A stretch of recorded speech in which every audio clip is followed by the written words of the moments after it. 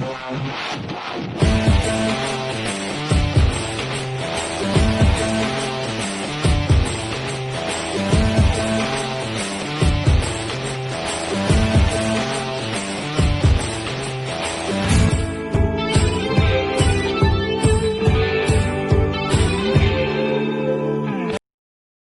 Day of school का last दिन किसे याद नहीं होता। इंडिया के हिसाब से देखो तो 26% लोगों को याद नहीं होगा, क्योंकि हमारी साक्षरता यही कहती है। 74% लोगों के पास ही लिखने और पढ़ने की एबिलिटी है। बैक टू द पॉइंट, तो फेयरवेल डे के 2-3 दिन पहले आते। स्कूल में सब स्टूडेंट्स झूम रहे थे, नाच रहे थे, गा रहे थे, मौज मना रहे थे, इंक्लूडिंग मी। और ये खुशी का कारण कल फेयरवेल और स्कूल लाइफ खत्म। व्हाट स्ट्रगलिंग लाइफ यार। तो इसी खुशी के मौके पे एक सन्नाटा सा छा गया। जिनको सन्नाटा शब्द अज्ञात या अपरिचित है, कृपया जाके शोले देख लो भाई। इमाम साहब के कुछ वर्ड भी सुन लो। Okay, back to the point.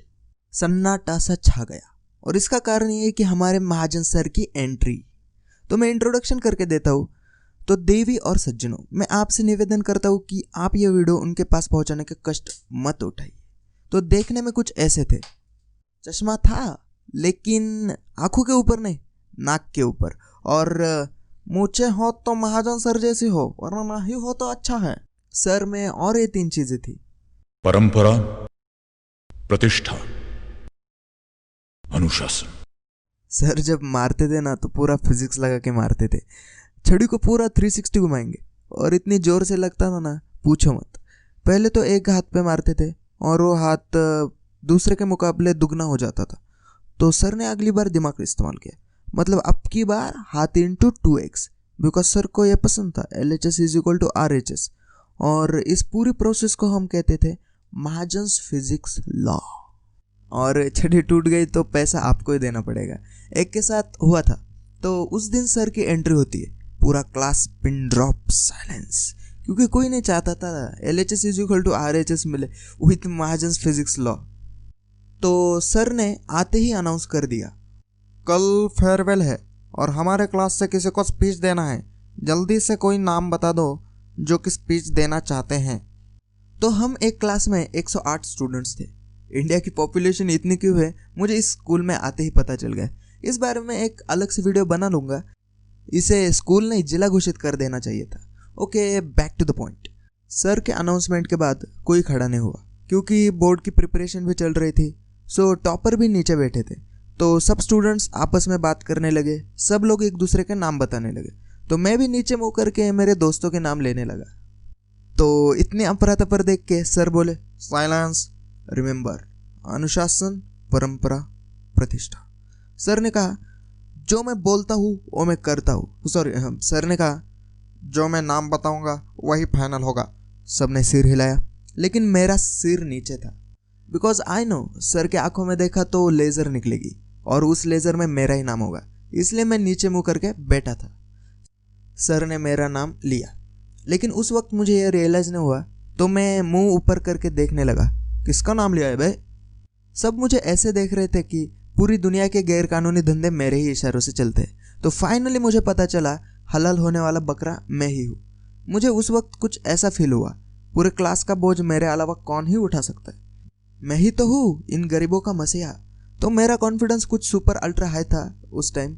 ये कॉन्फिडेंस जाने में टाइम भी नहीं लगा, क्योंकि मेरे कुछ फ्रेंड्स ने मुझे ऐसी स्पीच लिख के दी थी, वो मैं कभी नहीं भूल सकता। अगर मैंने वो स्पीच फेयरवेल के दिन बोली होती तो जूते चप्पल मिलते अलग से और स्कूल से भी निकल देते। लिखा था मेरे फ्रेंड्स ने, लेकिन सच्चे बातें थे। तो कल फेयरवेल था 7 बजे। इधर रात को नहीं होता था। मुझे करनी थी स्पीच की प्रिपरेशन। तो जैसे तैसे कुछ भी लिख दिया। अंदर से मुझे भी पता था तुमसे ना हो पाएगा बेटा, लेकिन खतरों से खेलने की आदत जो हो चुकी थी, इसमें बड़ा योगदान था हमारे सर लोगों का, यू नो। तो गर्ल्स को आना था साड़ी में और बॉयज को कुछ भी चलेगा, चड्डी से लेकर कोट तक। Finally farewell day.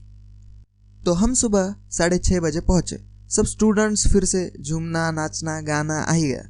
But common thing चल रही थी, फोटो सेशन। और जिनके पास गाड़ी है वो शो ऑफ कर रहे थे। मैं नहीं लाया था इसलिए मैं शो ऑफ बोल रहा हूँ। तो शो टाइम होने के बाद 7 बजे स्पीच चालू हुए। हर एक के क्लास के नंबर आ रहे थे। वैसे स्टूडेंट्स बोल रहे थे, लेकिन मेरा नाम जब लिया तो दिमाग ने तो काम ही करना बंद कर दिया। पैर सुन, हाथ सुन, सब सुनने पड़ गए। तो जैसे तैसे मैं माइक तक पहुंच गया। वह जैसे तैसे मैं भी बहुत स्ट्रगल था। मुझे लगा कि होंगे 150-200 स्टूडेंट्स, लेकिन नज़ारा कुछ डरावना निकला।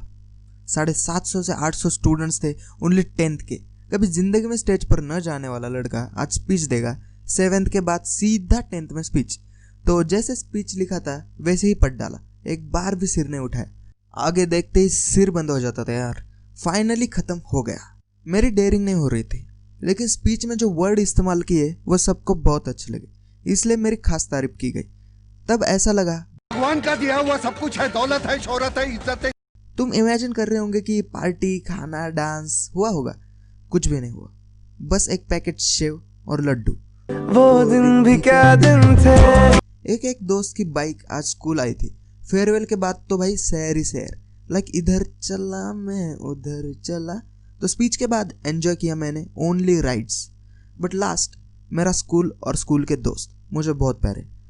तो खास करके टीचर्स, थैंक्स फॉर मुझे उस वक्त ये चांस देने के लिए। Thank you for your attention and I will see you in the next video.